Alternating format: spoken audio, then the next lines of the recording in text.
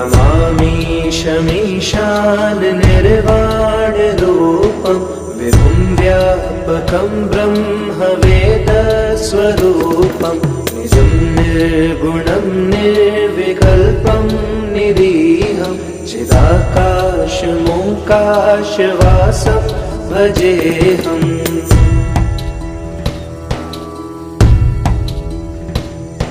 निराकारमोङ्कारमूलं तुरीयं गिराज्ञानगोतीतमीशं गिरीशं करालं महाकालकालं कृपालं गुणागारसंसारपारं नतोऽहम्।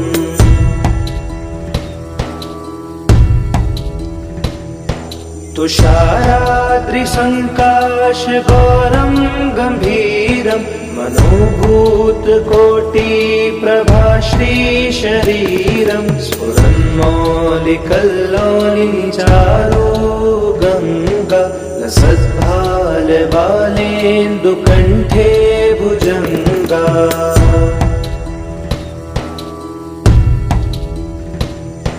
चलत्कुण्डलं भ्रूसुनेत्रं विशालं प्रसन्नाननं नीलकण्ठं दयालं मृगाधीशचर्माम्बरं मुण्डमालं प्रियं शङ्करं सर्वनाथं भजामि।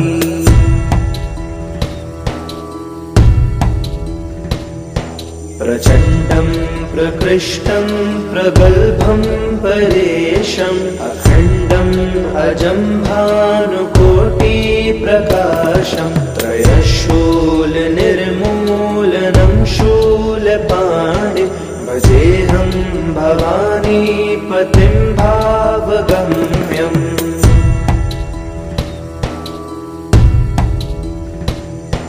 करातीत कल्याणकल्पान्तकारी सदा सज्जनानन्ददाता पुरारी चिदानन्द सन्दोहमोहापहारी प्रसीद प्रसीद प्रभो मन्मथारी।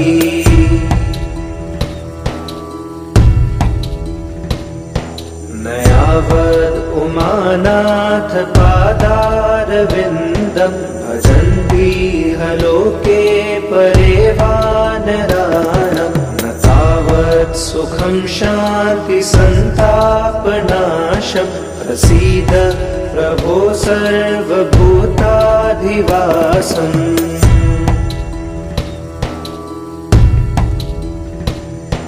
न जानामि योगं जपं नैव पूजां नतोऽहं सदा सर्वदा शम्भुतोऽभ्यं जराजन्म दुःखो व्यतातप्यमानं प्रभो पाहि आपन्नमामीश शम्भो।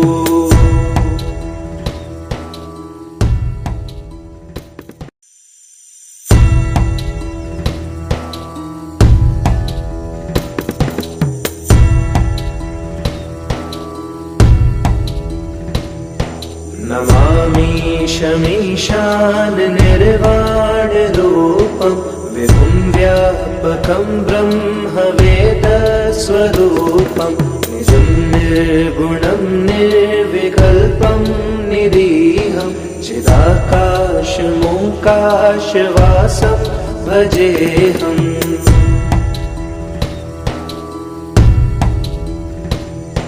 निराकारमोङ्कारमूलं तुरीयं गिराज्ञानगोतीतमीशं गिरीशं करालं महाकालकालं कृपालं गुणागारसंसारपारं नतोऽहम्।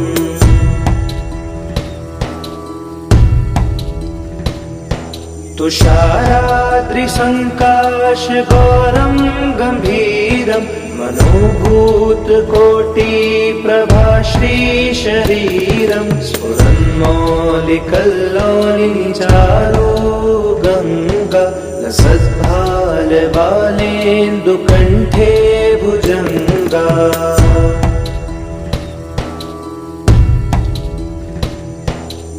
चलत्कुण्डलं भ्रूसुनेत्रं विशालं प्रसन्नाननं नीलकण्ठं दयालं मृगाधीशचर्माम्बरं मुण्डमालं प्रियं शङ्करं सर्वनाथं भजामि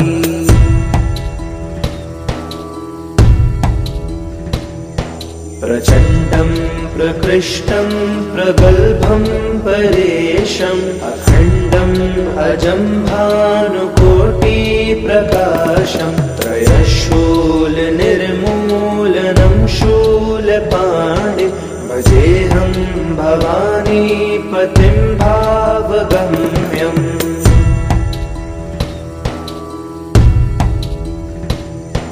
करातीत कल्याण कल्पान्तकारी सदा सज्जनानन्ददाता पुरारी चिदानन्द सन्दोह मोहापहारी प्रसीद प्रसीद प्रभो मन्मथारी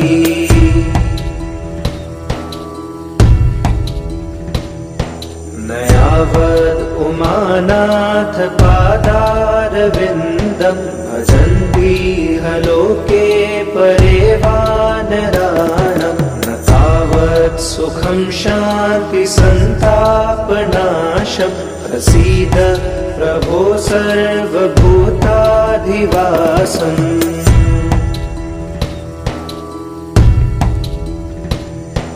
न जानामि योगं जपं नैव पूजां नतोऽहं सदा सर्वदा शम्भुतोऽभ्यं जराजन्म दुःखोऽव्यतातप्यमान प्रभो पाहि आपन्नमामीश शम्भो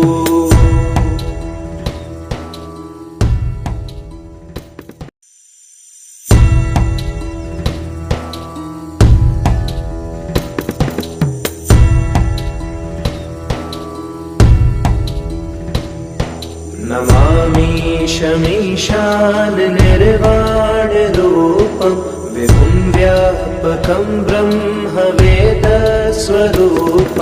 निजं निर्गुणं निर्विकल्पं निरीहं चिदाकाशमोकाशवासं भजेऽहम्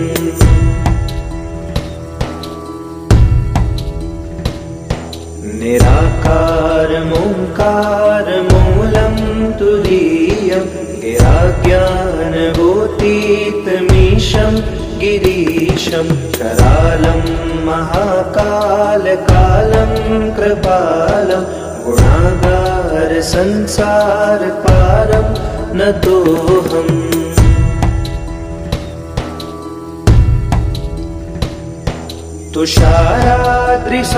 तुषाराद्रिसङ्काशगौरं गम्भीरं मनोभूतकोटिप्रभाश्रीशरीरं स्फुरन्मौलिकल्लोलिनिचारो गङ्गा लसद्भालबालेन्दुकण्ठे भुजङ्गा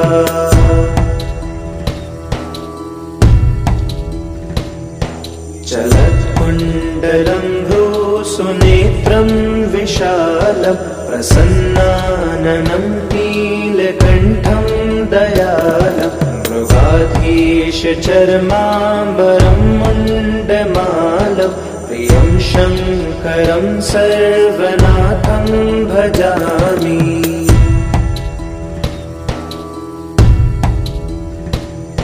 प्रचण्डं प्रकृष्टं प्रगल्भं परेशम् अखण्डम् अजं भानुकोटिप्रकाशं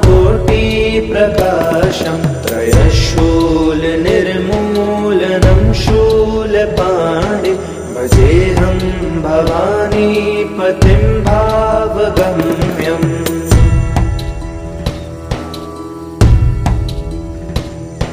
करातीत कल्याण कल्पान्तकारी सदा सज्जनानंद दाता पुरारी चिदानंद संदोह मोहापहारी प्रसीद प्रसीद प्रभो मन्मथारी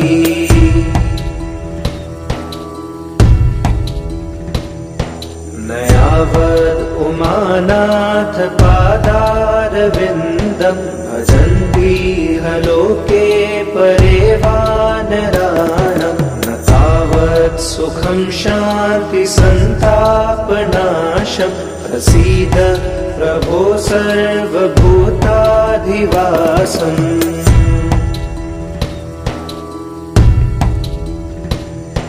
न जानामि योगं जपं नैव पूजां नतोऽहं सदा सर्वदा शम्भुतोऽभ्यं जराजन्म दुःखोऽव्यतातप्यमान प्रभो पाहि आपन्नमामीश शम्भो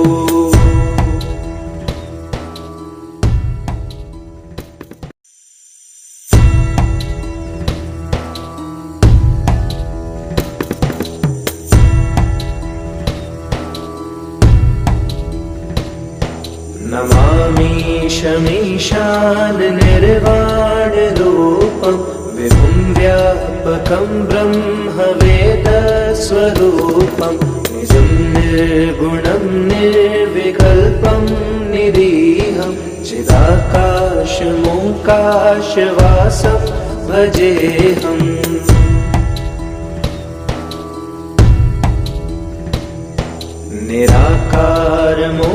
निराकारमोङ्कारमूलं तुरीयं गिराज्ञानभूतीतमीशं गिरीशं करालं महाकालकालं कृपालं गुणागारसंसारपारं नतोऽहम्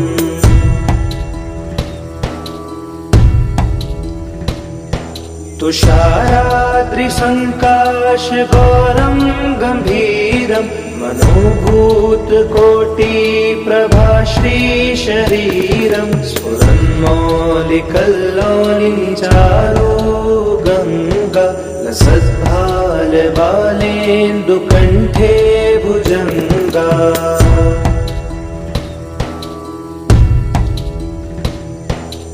चलत्कुण्डलं भ्रूसुनेत्रं विशालं प्रसन्नाननं नीलकण्ठं दयालं मृगाधीशचर्माम्बरं मुण्डमालं प्रियं शङ्करं सर्वनाथं भजामि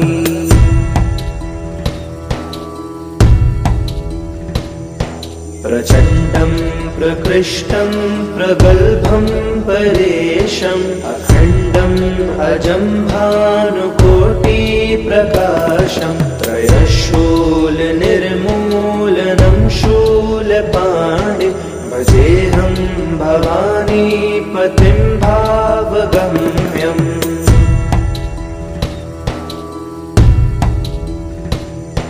करातीत कल्याण कल्पान्तकारी सदा सज्जनानंद दाता पुरारी चिदानंद संदोह मोहापहारी प्रसीद प्रसीद प्रभो मन्मथारी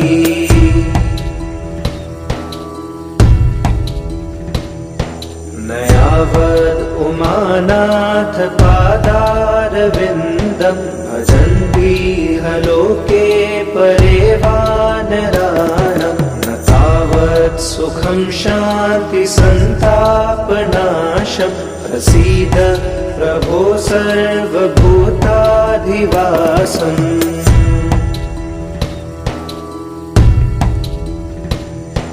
न जानामि योगं जपं नैव पूजां नतोऽहं सदा सर्वदा शम्भुतोऽभ्यं जराजन्म दुःखोऽव्यतातप्यमान ताप्यमानं प्रभो पाहि आपन्नमामीश शम्भो।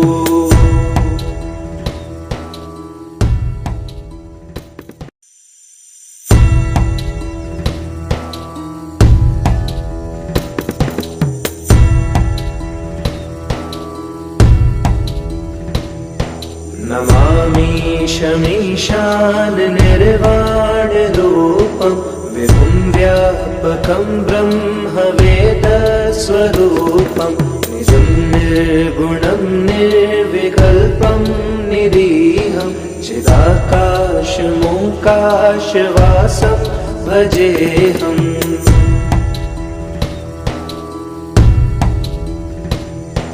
निराकारमोङ्कारमूलं तुरीयं गिराज्ञानभूतीतमीशं गिरीशं करालं महाकालकालं कृपालं गुणागारसंसारपारं नतोऽहम्।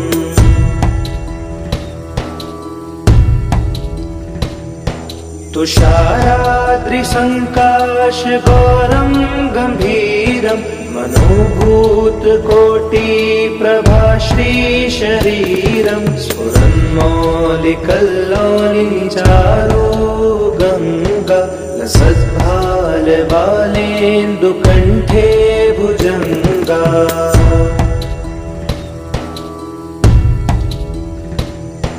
चलत्कुण्डलं भ्रूसुनेत्रं विशालं प्रसन्नाननं नीलकण्ठं दयालं मृगाधीशचर्माम्बरं मुण्डमालं प्रियं शङ्करं सर्वनाथं भजामि।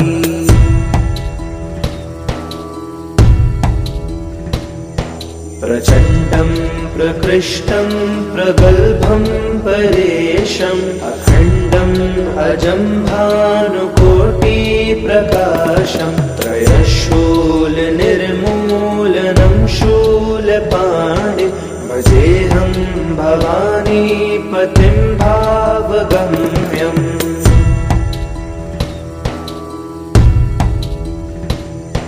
करातीत कल्याण कल्पान्तकारी सदा सज्जनानन्ददाता पुरारी चिदानन्द सन्दोह मोहापहारी प्रसीद प्रसीद प्रभो मन्मथारी।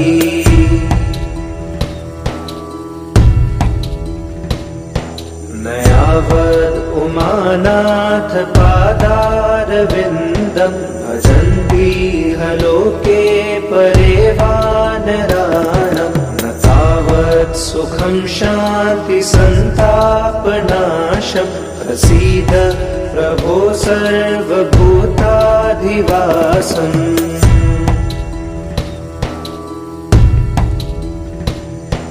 न जानामि योगं जपं नैव पूजां नतोऽहं सदा सर्वदा शम्भुतोऽभ्यं जराजन्म दुःखोऽव्यताप्यमानं प्रभो पाहि आपन्नमामीश शम्भो।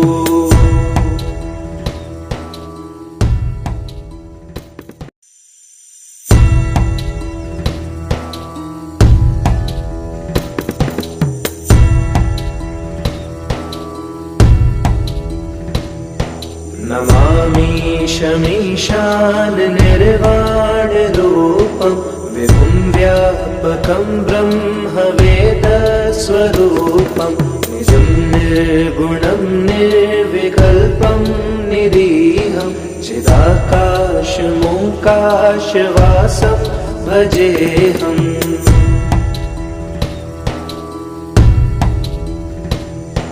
निराकारमोङ्कारमूलं तुरीयं गिराज्ञानभूतीतमीशं गिरीशं करालं महाकालकालं कृपालं गुणागारसंसारपारं नतोऽहम्।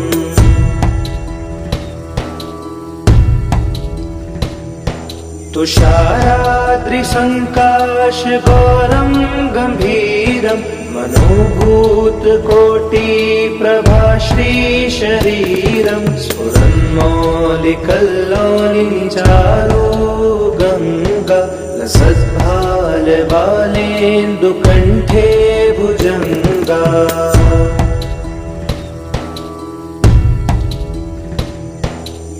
चलत्कुण्डलं भ्रूसुनेत्रं विशालं प्रसन्नाननं नीलकण्ठं दयालं मृगाधीशचर्माम्बरं मुण्डमालं प्रियं शङ्करं सर्वनाथं भजामि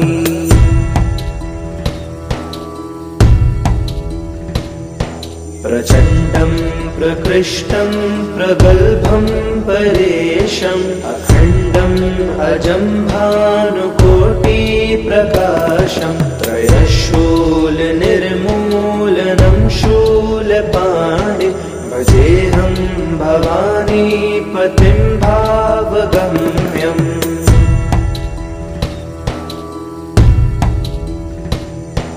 कलातीत कल्याण कल्पान्तकारी सदा सज्जनानन्ददाता पुरारी चिदानन्द सन्दोह मोहापहारी प्रसीद प्रसीद प्रभो मन्मथारी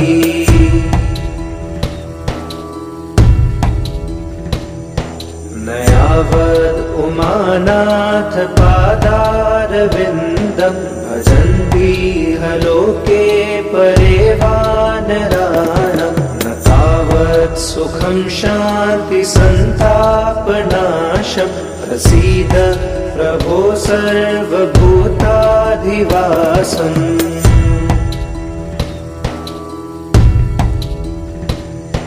न जानामि योगं जपं नैव पूजां नतोऽहं सदा सर्वदा शम्भुतोऽभ्यं जराजन्म दुःखोऽव्यतातप्यमानं प्रभो पाहि आपन्नमामीश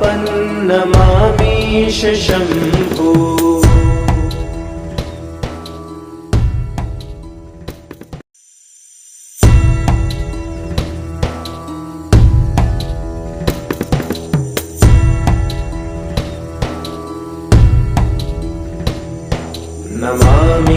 नमामीशमीशान निर्वाणरूपं विभुं व्यापकं ब्रह्मवेदस्वरूपं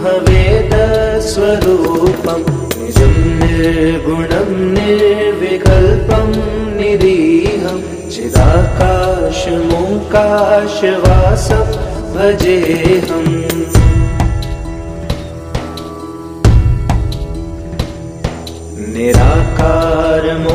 निराकारमोङ्कारमूलं तुरीयं गिराज्ञानभूतीतमीशं गिरीशं करालं महाकालकालं कृपालं गुणागारसंसारपारं नतोऽहम्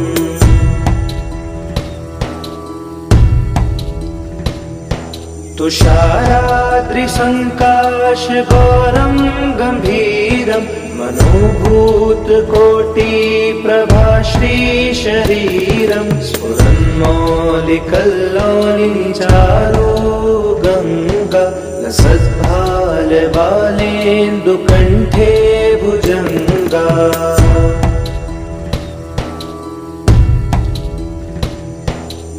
चलत्कुण्डलं भ्रूसुनेत्रं विशालं प्रसन्नाननं नीलकण्ठं दयालं मृगाधीशचर्माम्बरं मुण्डमालं प्रियं शङ्करं सर्वनाथं भजामि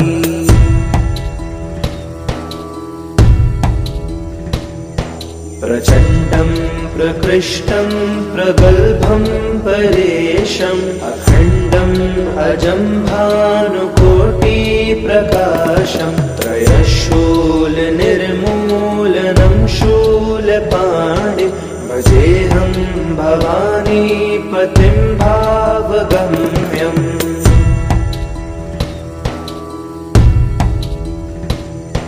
करातीत कल्याण कल्पान्तकारी सदा सज्जनानंद दाता पुरारी चिदानंद संदोह मोहापहारी प्रसीद प्रसीद प्रभो मन्मधारी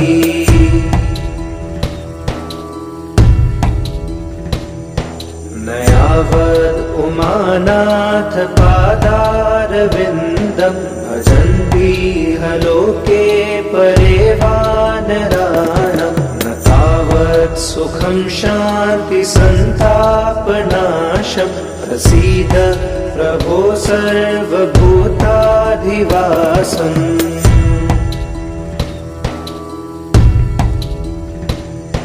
न जानामि योगं जपं नैव पूजां नतोऽहं सदा सर्वदा शम्भुतोऽभ्यं जराजन्म दुःखोऽव्यतातप्यमान प्रभो पाहि आपन्नमामीश शम्भो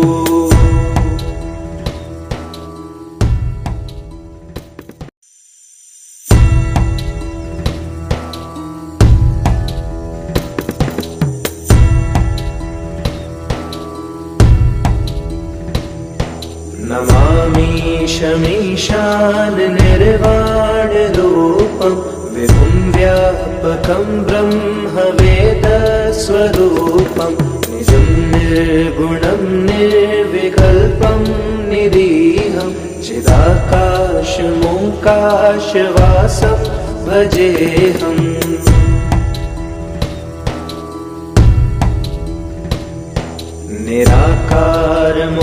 निराकारमोङ्कारमूलं तुरीयं गिराज्ञानभूतीतमीशं गिरीशं करालं महाकालकालं कृपालं गुणागार संसारपारं नतोऽहम्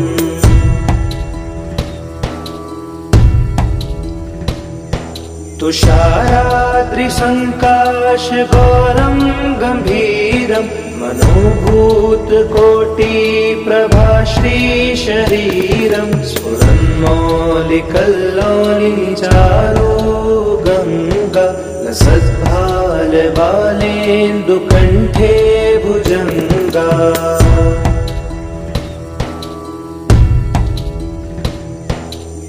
चलत्कुण्डलं सुनेत्रं विशालं प्रसन्नाननं नीलकण्ठं दयालं मृगाधीशचर्माम्बरं मुण्डमालं प्रियं शङ्करं सर्वनाथं भजामि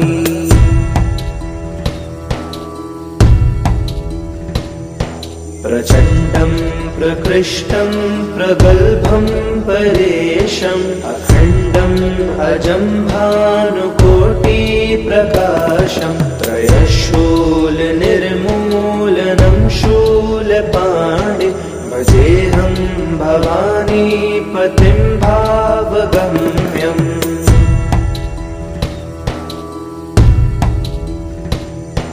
करातीत कल्याण कल्पान्तकारी सदा सज्जनानंद दाता पुरारी चिदानंद संदोह मोहापहारी प्रसीद प्रसीद प्रभो मन्मधारी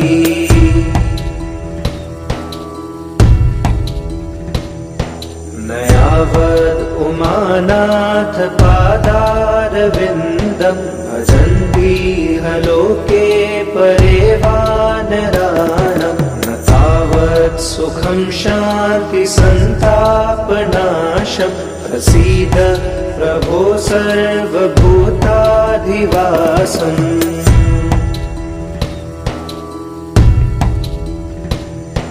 न जानामि योगं जपं नैव पूजां नतोऽहं सदा सर्वदा शम्भुतोऽभ्यं जराजन्म दुःखोऽव्यतातप्यमान प्रभो पाहि आपन्नमामीश शम्भो।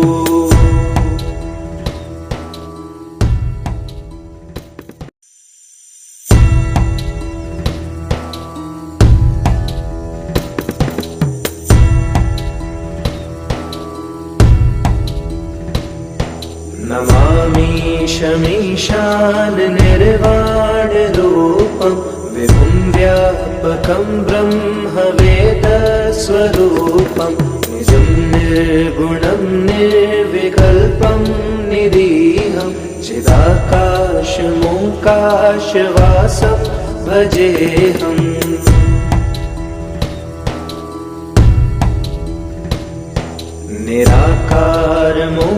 निराकारमोङ्कारमूलं तुरीयं गिराज्ञानगोतीतमीशं गिरीशं करालं महाकालकालं कृपालं गुणागारसंसारपारं नतोऽहम्।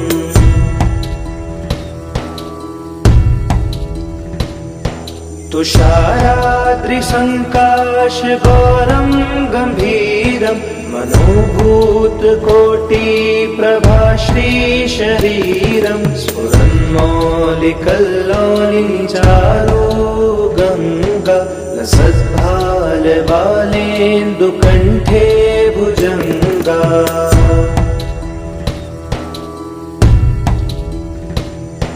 चलत्कुण्डलं भ्रूसुनेत्रं विशालं प्रसन्नाननं नीलकण्ठं दयालं मृगाधीशचर्माम्बरं मुण्डमालं प्रियं शङ्करं सर्वनाथं भजामि।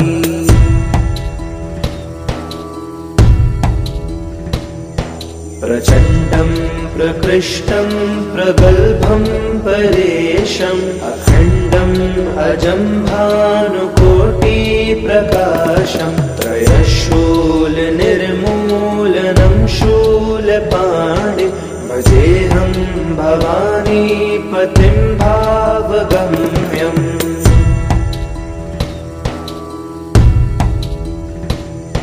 करातीत कल्याणकल्पान्तकारी सदा सज्जनानन्ददाता पुरारी चिदानन्द सन्दोहमोहापहारी प्रसीद प्रसीद प्रभो मन्मथारी।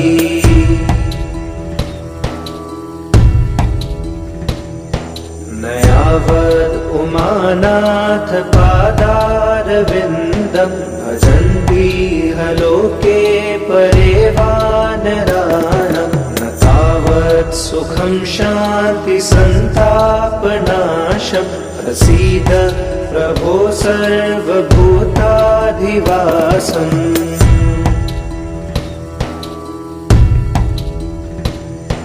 न जानामि योगं जपं नैव पूजां नतोऽहं सदा सर्वदा शम्भुतोऽभ्यं जराजन्म दुःखोऽव्यतातप्यमान प्रभो पाहि आपन्नमामीश शम्भो।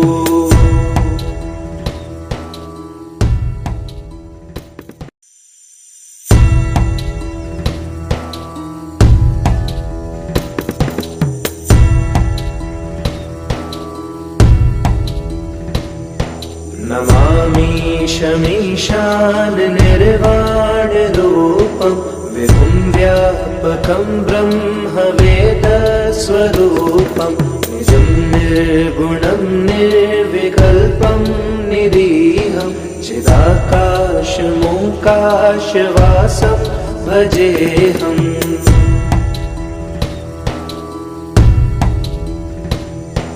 निराकारमोङ्कारमूलं तुरीयं गिराज्ञानगोतीतमीशं भूताधिवासमजोनिजभूतितमीशं गिरीशं करालं महाकालकालं कृपालं गुणागार संसार पारं नतोऽहम्।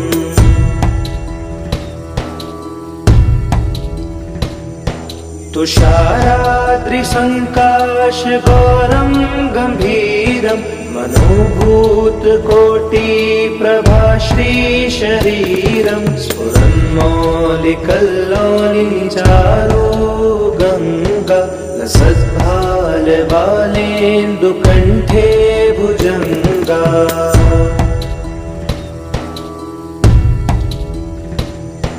चलत्कुण्डलं भ्रूसुनेत्रं विशालं प्रसन्नाननं नीलकण्ठं दयालं मृगाधीशचर्माम्बरं मुण्डमालं प्रियं शङ्करं सर्वनाथं भजामि।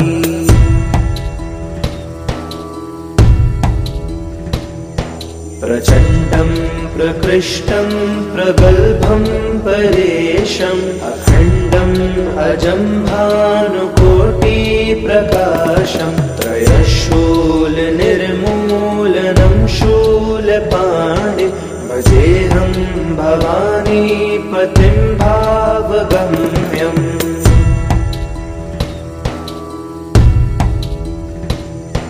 करातीत कल्याण कल्पान्तकारी सदा सज्जनानन्ददाता पुरारी चिदानन्द सन्दोह मोहापहारी प्रसीद प्रसीद प्रभो मन्मथारी।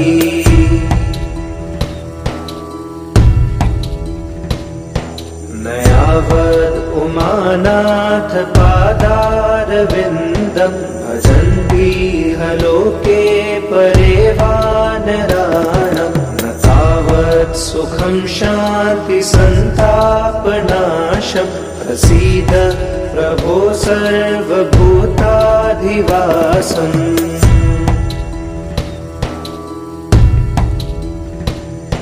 न जानामि योगं जपं नैव पूजां नतोऽहं सदा सर्वदा शम्भुतोऽभ्यं जराजन्म दुःखोऽव्यतातप्यमानं प्रभो पाहि आपन्नमामीश शम्भो।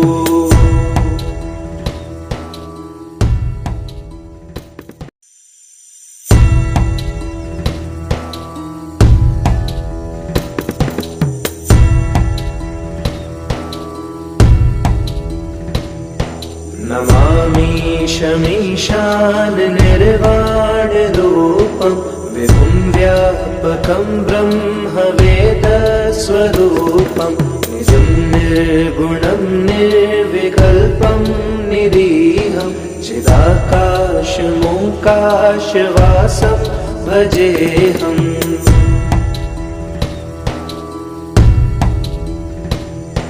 निराकारमोङ्कारमूलं तुरीयं गिराज्ञानभूतितमीशं गिरीशं करालं महाकालकालं कृपालं गुणागार संसार पारं नतोऽहम्।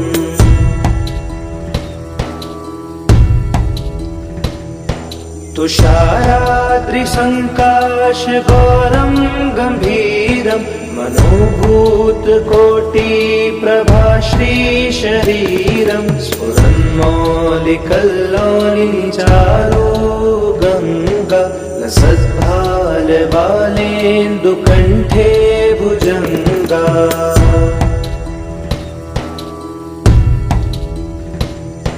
चलत्कुण्डलं भ्रूसुनेत्रं विशालं प्रसन्नाननं नीलकण्ठं दयालं मृगाधीशचर्माम्बरं मुण्डमालं प्रियं शङ्करं सर्वनाथं भजामि।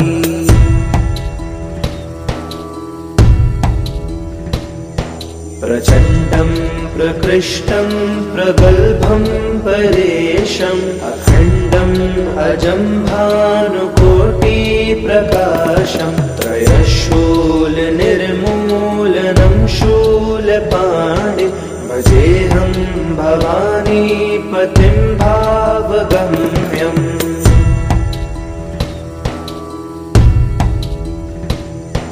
करातीत कल्याण कल्पान्तकारी सदा सज्जनानंद दाता पुरारी चिदानंद संदोह मोहापहारी प्रसीद प्रसीद प्रभो मन्मधारी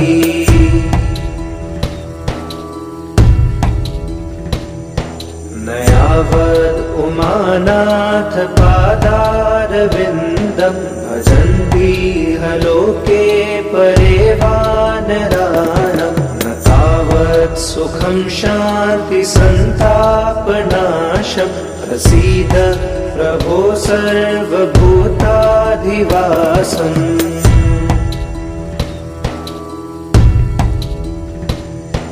न जानामि योगं जपं नैव पूजां नतोऽहं सदा सर्वदा शम्भुतोऽभ्यं जराजन्म दुःखो व्यतातप्यमानं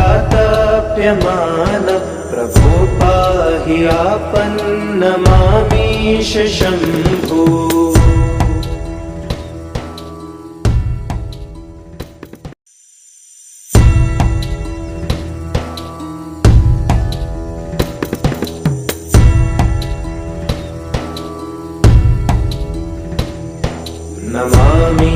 नमामीशमीशान निर्वाणरूपं विभुं व्यापकं ब्रह्मवेदस्वरूपं निजं निर्गुणं निर्विकल्पं निरीहं चिदाकाशमोकाशवासं भजेऽहम्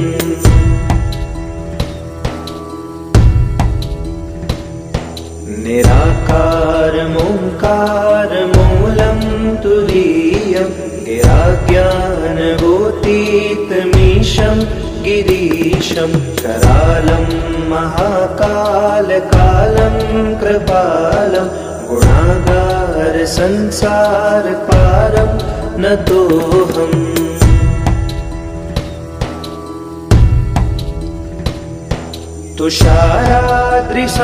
तुषाराद्रिसङ्काशगौरं गम्भीरं मनोभूतकोटिप्रभाश्रीशरीरं स्फुरन्मौलिकल्लोलिचारो गङ्गा लसद्भालबालेन्दुकण्ठे भुजङ्गा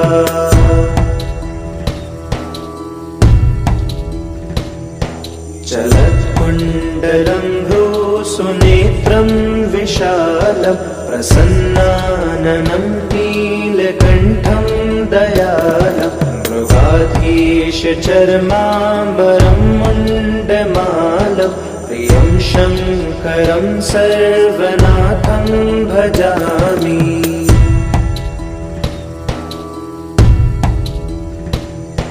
प्रचण्डं प्रकृष्टं प्रगल्भं परेशम् अखण्डम् अजं भानुकोटिप्रकाशं त्रयशूलनिर्मूलनं शूलपाणिं भजेऽहं भवानीपतिं भावगम्यम्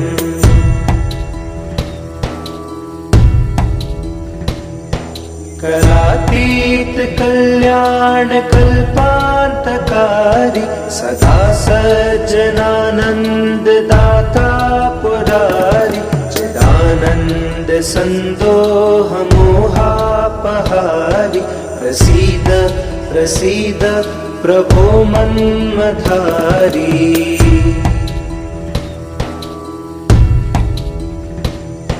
नयावद् उमानाथ पादारविन्दं भजन्तीह लोके परे वानराणां न तावत् सुखं शान्ति सन्तापनाशं प्रसीद प्रभो सर्वभूताधिवासम्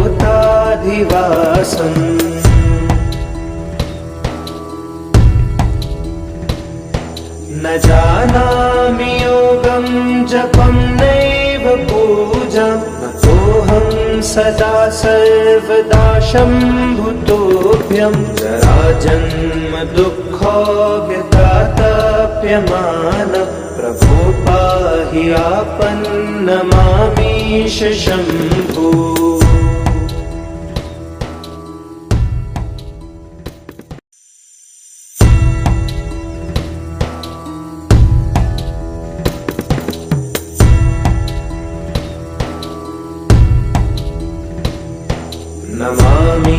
नमामीशमीशान निर्वाणरूपं विभुं व्यापकं ब्रह्मवेदस्वरूपं निजं निर्गुणं निर्विकल्पं निरीहं चिदाकाशमोकाशवासं भजेऽहम्